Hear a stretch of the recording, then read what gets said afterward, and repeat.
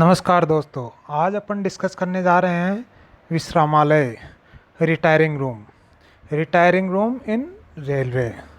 तो सबसे पहले दोस्तों अपन इसके बारे में डिस्कस करेंगे कि रिटायरिंग रूम क्या होता है, उसमें कहाँ कहाँ पे अवेलेबल होता है, कौन कौन इसको बुक करवा सकते हैं, कैसे बुक करवा सकते हैं, एक रिटायरिंग रूम बुक करवाने के लिए क्या क्या अपन को डॉक्यूमेंट्स चाहिए, या एक रिटायरिंग रूम में क्या क्या फैसिलिटी होती है, कौन बुक करता है, इसका चेक इन चेकआउट टाइम क्या होता है, ये सब अपन इस वीडियो में डिस्कस करेंगे।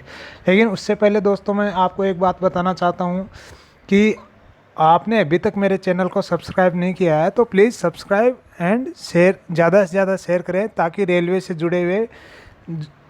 जुड़ी हुई विभिन्न जानकारियाँ आप सबको मिलती रहे। और दोस्तों वीडियो पसंद आए तो लाइक ज़रूर कर देना। तो चलिए दोस्तों अपन डिस्कस करते हैं रिटायरिंग रूम। तो सबसे पहले अपन जानते हैं कि रिटायरिंग रूम क्या होता है। तो रिटायरिंग रूम क्या होता है कि बड़े बड़े स्टेशन होते हैं रेलवे के, वहाँ पे रिटायरिंग रूम विश्रामालय इसलिए अवेलेबल करवाया जाता है ताकि कोई जैसे धार्मिक है, पर्यटक स्थल है, या फिर यात्री घूमने आते हैं तो उसको कुछ देर या एक दिन दो दिन के लिए उसके लिए रुकने की व्यवस्था की जाती है। तो इसके लिए रेलवे ने जो बड़े बड़े स्टेशन हैं जहाँ पे पर्यटन के अच्छे अच्छे स्कोप है, धार्मिक स्थल है, वहाँ पे रेलवे ने ये रिटायरिंग रूम की फैसिलिटी अवेलेबल करवाई है। तो चलिए डिस्कस करते हैं अपन इसको। तो सबसे पहले देखते हैं कि इसमें कमरे किस प्रकार के होते हैं। तो सबसे पहले इसमें देखते हैं कि हमारे रिटायरिंग रूम में कमरे होते हैं single bed, double bed, triple bed, AC, non AC तथा महिला और पुरुषों के लिए अलग अलग व्यवस्थाएं होती है। इसमें आप चाहो तो single bed, double bed, triple bed के रूम ले सकते हो, और आपको यदि एसी वाला चाहिए तो एसी वाला रूम मिल जाएगा, नॉन एसी वाला चाहिए तो नॉन एसी वाला, तथा महिलाएं और पुरुषों के लिए अलग अलग भी रूम अवेलेबल होते हैं।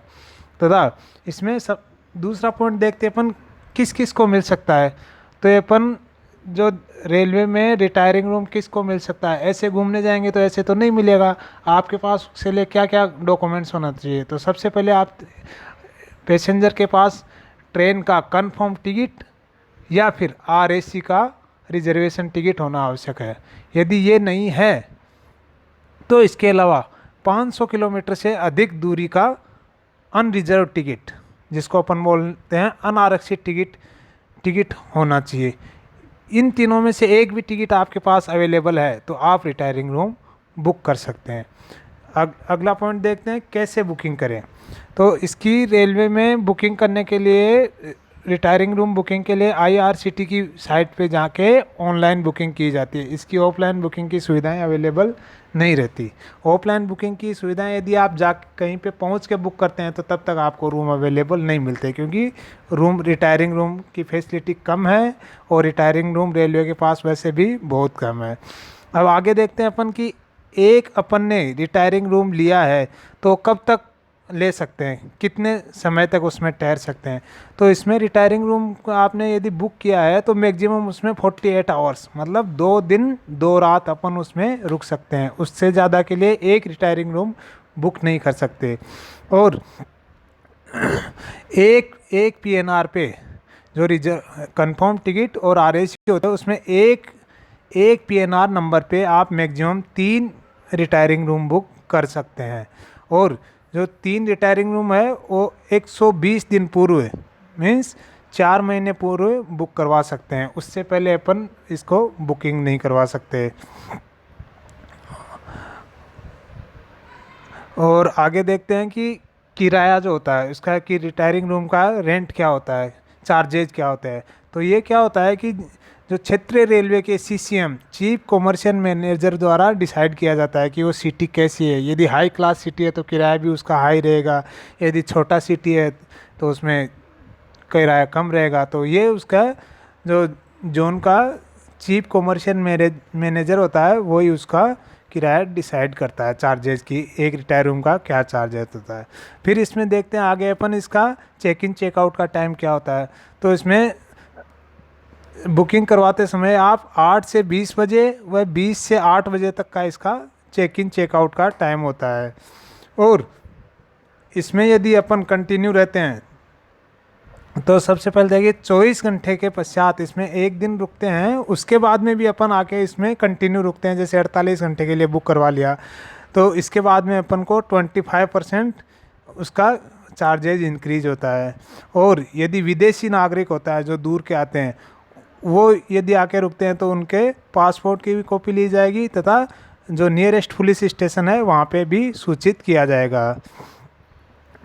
और अगर इसमें आप जैसे 3 आदमी हो और डबल बेड ही लिया है आपने, तो फिर आपका एक आदमी और कहाँ अरेस्ट करेगा, तो इसके लिए अपन इसमें एक्स्ट्रा बेड भी लगा सकते हैं।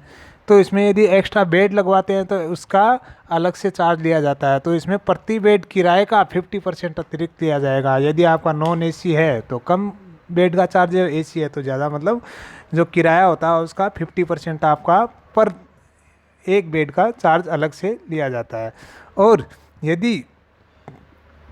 यदि उसमें आपने बुकिंग रद्द करवाना चाहते हैं तो अगर यदि यात्री पैसेंजर बुकिंग से 48 घंटे से पहले रद्द करवाए तो किराए का 10% काट लिया जाएगा। और 48 घंटे के अंदर अंदर रद्द करवाता है तो किराए का 50% काट लिया जाता है।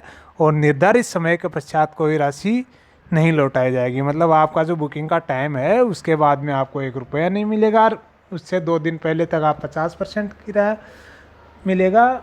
और 2 दिन पहले आप यदि उसको रिटायरिंग बुकिंग को कैंसिल करवाते हैं तो आपका 10% चार्जेस काट के आपको रिटर्न कर दिया जाएगा। और यदि जो निश्चित समय है उसके एक घंटे के अंदर अंदर यदि यात्री नहीं आता है तो वो रिटायरिंग उसका ऑटोमेटिक कैंसिल हो जाता है और वो किसी दूसरे यात्री को दे दिया जाता है।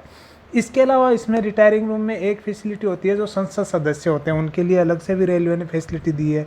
तो उनके लिए क्या चार्जेस होते हैं, जो संसद का सदस्य है यदि रेलवे के काम से आता है तो इन्हें रिटायरिंग रूम निःशुल्क फ्री में उपलब्ध करवाया जाएगा। और यदि अपने निजी कार्य के लिए आता है तो पहले 24 घंटे के लिए उसको किराए में 50% की छूट दी जाएगी और उसके बाद में उससे भी किराया सामान्य लिया जाएगा। चलिए दोस्तों, ये हो गया अपना रिटायरिंग रूम। आपको दोस्तों यदि वीडियो पसंद आए तो लाइक और शेयर ज़रूर करना। Thank you.